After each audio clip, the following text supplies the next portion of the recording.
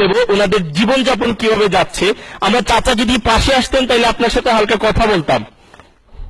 আমরা শুনবো আমাদের এই বন্যা দুর্গত এলাকার একজন চাচার কাছ থেকে যে উনি কিভাবে দিন যাপন করছেন। চাচা কেমন আছেন? ভালো আছি আলহামদুলিল্লাহ। বাবা ফানিয়ে বাসাইল দেখ রায় তো আর কিলা বালা থাকি। আচ্ছা, আমি আপনাকে প্রথম যে প্রশ্নটা করতে চাই সেটা হলো, এত পানি কোথা থেকে আসলো? ও নো ইয়া শুধু আমি প্রশ্নের উত্তর আমি দিমু কিলা। পানি কিলা হইলে কেন আমি কইমু কিলা? বুঝছি টান লাগে টান লাগান মাথা লাগবো। কিটা প্রশ্ন? মানে এত পানি কোথা থেকে আসলো বা কিভাবে আসলো? কি আল্লাহ রে বাবা, আমি কোনটা কইতাম পারি না এই পানি কিলা হইলো। আমি রাইতে 2:30টার সময় উঠিয়া পেশাব গেছিলাম, গিয়া পেশাব করি আলগো ছুটি দিছি। আলু উঠিয়া দেখি পানি আস্তা গাঁর বাসাইল। ওন তোমার শাশিও দুসরা এই পানি বলে পানি আইছে আমার পেশাবে বলে আস্তা গাঁর মান চেয়ে কইরা আমার দোষ। আমার কোনো দোষ নাই, বিশ্বাস করো। তোমারও টিভিতে কইরাম আমি খালি পেশাব করি আলগোজ গিয়ে উঠি দিছি, আমার কোনো দোষ নাই। প্রিয় দর্শক, আসলে চাচার দোষ না, এটা স্বাভাবিকভাবে পানি এসেছে, হয়তো আপনাকে ভুল বুঝছে সবাই। আচ্ছা চাচা, আমি আপনার কাছে জানতে চাচ্ছি যে এই বন্যা দুর্গত অবস্থায় আপনাদের দিনকাল কেমন যাচ্ছে?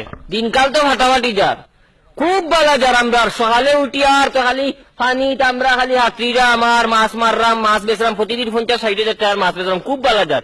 এই মাছ মনে করো এই সিজনও আমরা উপসর বাড়ি কিনতাম পারবো, ওলা বালা যার আমরা দিন। বুঝতে পারছি। আমাদের চাচা বলছেন যে ওনাদের সময় ভালো যাচ্ছে, ওনারা এমন অবস্থায় আছেন যে মাছ বিক্রি করে ওনারা শহরে বাসা নিতে পারবেন।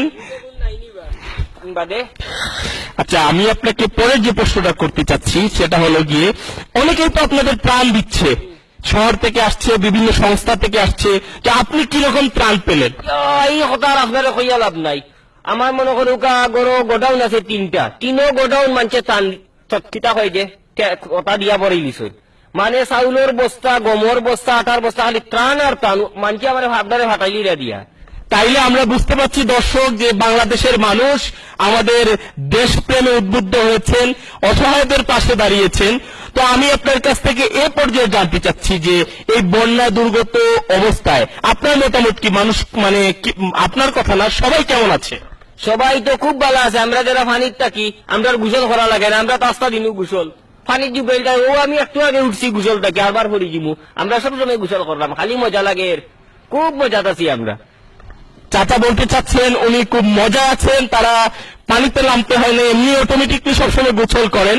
তো আমি শেষ প্রশ্ন না, আমি জানতে চাচ্ছি যে না, জানার দরকার নাই, আপনার কাছ থেকে শুধু অনুভূতি নেব যে আমাদের চ্যানেলের কিছু বলার আছে কিনা আপনার, যে আমাদের চ্যানেল সারা বাংলাদেশ দেখবে, আপনি বলবেন। আমার খবর আছে আপনার কাছে কইতাম নি, ওই ক্যামেরার দিকে তাকান। ক্যামেরা আমি মাননীয় প্রধানমন্ত্রী এখন কথা কইতাম চাই। আসসালামু আলাইকুম। যে ও ওটা যেটা সাংবাদিক আছেন ফানি কিলা উঠলো আমার এই জিকার, ওটারে আপনি এক কাম করবো, আপনার কার্যালয়ে ডাকাইয়া নিয়া ফায়ার সার্ভিসের মাধ্যমে সব কিন্তু আগুন ধরাইয়া জ্বালাই আমার ওকা কিলা ফানি হইলে আমার জিকায় ফানিয়ে ডুবাই হয় আমরা ত্রাণ কিলা ভাইলাম, হে খুব সুখে আছে। আরো একটা কথা আছে, আপনার একটু দেখাইলাম মানে ফানি কিলা আরামত। তাইলে আমরা দর্শক এ পর্যায়ে আমরা চাচার সাথে ঘুরে বেড়াবো, এখানে দেখবো যে আমরা কিভাবে আছি, শুধু ক্যামেরাটাই থাকবে, আমরা দৃশ্য দেখবো। মাইক্রোফোনটা রাখো, আমরা একটু ঘুরে আসি। দর্শক আপনারা অধীর আগ্রহে আছেন চাচা আমাদের কি দেখাবেন। আমরা চাচার কাছ থেকে অসম্ভব ভালো কিছু দেখতে আশা করছি। আমি আসলে সাঁতার জানি না, চাচা একটু আস্তে আস্তে আপনি নৌকাটা মানে চালানোর ব্যবস্থা করবেন।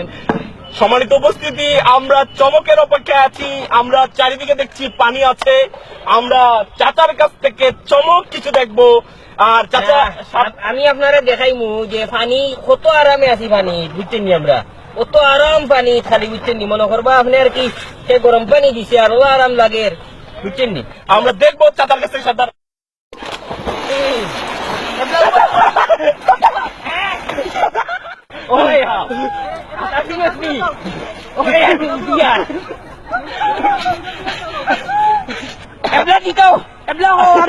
আমি বলা সাংবাদিক, তোমার অনুমতি কিটা?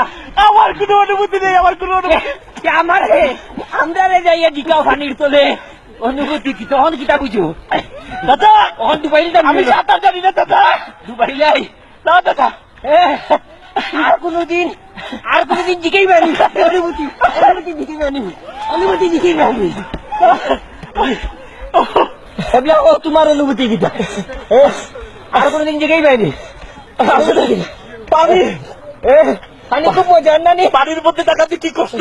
ও মাই গড আমি দেরি হয়ে গেছি যার উপরে পড়ে সেই বুঝে তার কষ্টের অনুভূতি। চোখের সামনে কষ্ট দেখেও যারা অনুভূতি জানতে চায়, তাদের বিবেকের কোনো অনুভূতি আছে কি?